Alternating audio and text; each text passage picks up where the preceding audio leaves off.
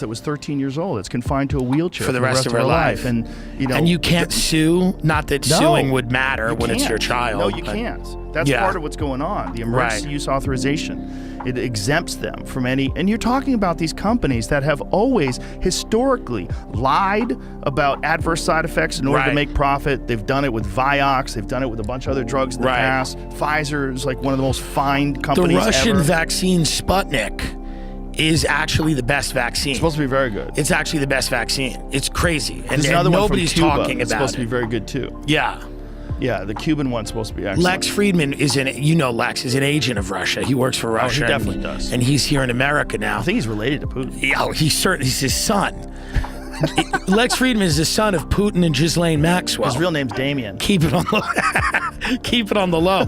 But he was evidence discovered by detectives. The suspect is believed to be homeless. Now, this is weird because I'm under the impression that all people without homes are inherently good. That's the impression that I've been under, is that all people that are living in a tent or don't have a house or are spending most of their time out on the street are good people. It's odd that one of them stabbed a woman to death in a furniture store, but apparently not all of these homeless people are thrilled with being homeless. It's not all fun and games. Echo Park, which is a part of Los Angeles, they had this like homeless encampment there, and it was this, fantasy of this utopian fantasy where liberal white women would go and deliver avocados to a lot of these people, some of them hopelessly addicted to fentanyl, and every now and then there'd be a knife fight or an overdose, but people really loved the community. And it was sad when the community was destroyed. But what we have to start realizing is that a lot of these homeless people, sadly, seem to be unwell. They don't seem to be doing great. And having them walk around the city with knives is probably not good. Is that okay to say? Is that all right to say, or am I gonna piss someone off? Is someone mad at that? Is the stabbing good or bad? Is the homeless guy stabbing the woman in the furniture store a net positive or a net negative? I think it might be bad. And that makes me an alarmist boomer psychopath obsessed with the crime statistics. Just because I think someone should have the right to work at a furniture store. And these people, they're hearing shit all day from people like me that walk in and go, "Where's the fucking couch?" And they're screaming and yelling. And I'm not even saying these furniture store people should be treated exceptionally well. Truly. I mean, we're all fucking spending a lot of money and none of us are getting our shit. So we're angry. But you should stop short of stabbing them, right? I mean, you shouldn't do that. You shouldn't separate them from their consciousness. But again, think about how many of them went hard for the vaccine. Not a lot. There's just not a lot of Hollywood Stephen people. Colbert went hard. He went hard, but that's his job. Is it? Well, he's a puppet. That's like the marionette. Puppety thing I think I've ever seen. Well, he's a guy that took the $25 million a year, which I get. If somebody pays me $25 million a year, is that what they give him to host that show? They give him a lot of money. And he was getting no ratings, and then Trump came in and he goes, my aunt loves Stephen Colbert. She's in her 60s or late 50s. She has 3 or 4 autoimmune disorders. She's self-diagnosed.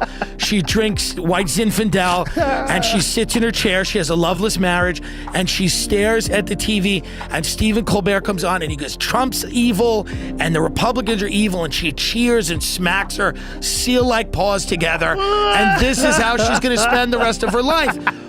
And I have another aunt who does the same thing, but she's a QAnon retard, and she watches Laura Ingraham, and her husband and her are like, it's a loveless, marriage, and she just sits in her chair drinking wine, watching Laura Ingraham and Tucker Carlson. So people at a certain age, I think when they've given up on everything else in life, they get very political. Yeah, that does happen. It also gives them meaning.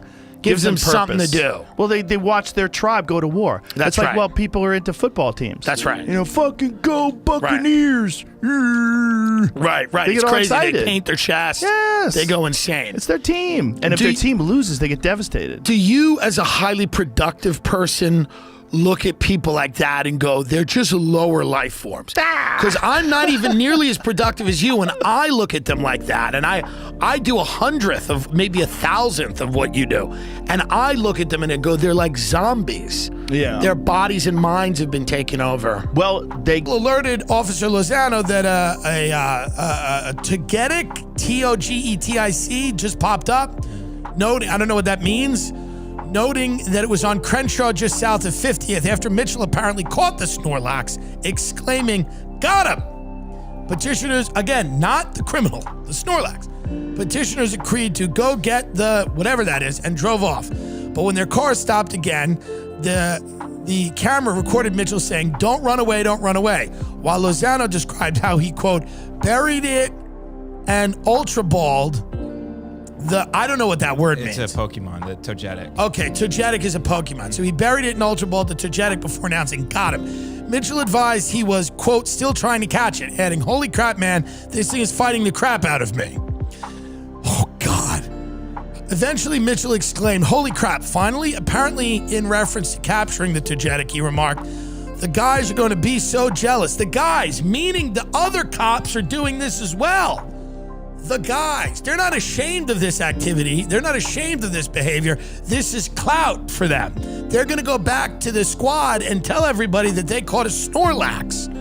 This is the LAPD, the Los Angeles Police Department. Petitioners then agreed to return to the 7-Eleven, where Sergeant Gomez later met them to end their watch. On the way, Mitchell remarked, "I got you a new Pokemon today, dude." So this is what the LAPD has been doing. They have been out trying to catch Pokemon Go while the city burns. This is proof. This is not probably a unique situation. Many of them are bragging to the other ones, "Look at the Pokemon I just got," while people are getting stabbed to death on the showroom of a furniture store. This is a problem. Who are we hiring to be police, by the way? What is the psychological examination required to be a police officer? Apparently not much. Really, it's pretty sickening to hear this. Petitioners also denied playing Pokemon Go while on duty. They claimed they were monitoring a, quote, Pokemon tracker application on their phone, but not playing the game. So again, they are monitoring the Pokemon tracker while on duty as police. As for catching Pokemon, Officer Lozano insisted this referred to, quote, capturing an image of the Pokemon on the tracking application to share with friends, while Officer Mitchell said in his statements about fighting the Togetic referred to, quote, relaying that information to the groups on my app, adding that in order to take the picture, occasionally the creature will fight. Lozano said they were not engaged in a game, rather it was, quote, a social media event. Well, that's a problem too. And it was a game. We know they're just trying to cover their ass. Mitchell said he did not consider the application a game because it was, quote, not advertised as a game. Petitioners admittedly leave. Imagine this. Imagine all the cops that have been let go over the last few years for shooting innocent people, overreacting, police brutality, corruption, things like that. Imagine these two idiots somehow getting fired for catching a Pokemon. Great person. Born a man, now lives as a woman. Lives as a woman, doesn't speak about, is like, well, say very her much, name so everybody knows. Well, I don't, she probably wouldn't even mind. Everyone now is such a fame whore. Well, I had Blair White on the podcast. Blair White, yeah. Who's as trans as you can get. As trans, you yeah. look at that and go, oh, I get it. So there's 100%. but then there's this other thing where people are going, I have green hair. Yeah. I'm trans or non-binary, and you go, wait a minute, hold on a minute. You're a white female who goes to Wesleyan College. You're dating a guy. Right. You're in a heterosexual relationship.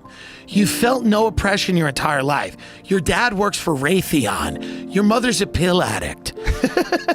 You go to school and This is you a Billy go, Joel song. This is a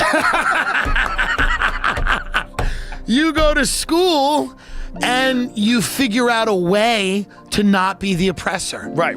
You go, I will be different now. It's true. And as a real faggot, you used to have to be a faggot to be a faggot. Like, you used to have sex with men, Right. or if you're a woman, you have sex with women, and people were supposed to, be like, ugh. And there was some naturalness to that, because like the reaction of people was that the thing that you were saying was real, right? And some people were like, it was harder for them to get behind. But you suffered legitimate oppression. You suffered legitimate oppression because the feelings you had were valid and real. Right, not non-binary oppression. Yeah, it was real. Like, you were saying, I put a penis in my mouth, and people were going, that's odd. And my father said that, because that's odd. No, I'm kidding. He didn't. He's fine with everything as long as he doesn't have to work harder. He's not a hard worker. But